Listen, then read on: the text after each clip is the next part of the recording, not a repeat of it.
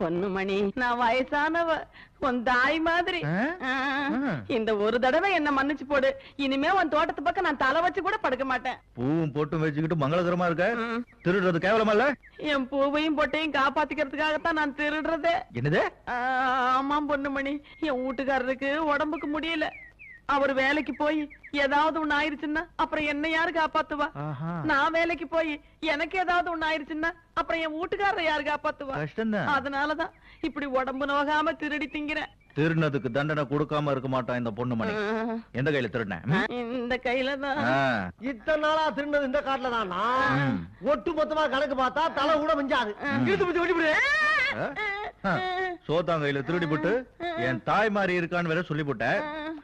அதனால உனக்கு தண்டனை இனிமே உன் வாழ்நாள் பூரா எனக்கு என் மாமனுக்கு. பொண்ணுமணி, நான் வயசானவ, உன் தாய்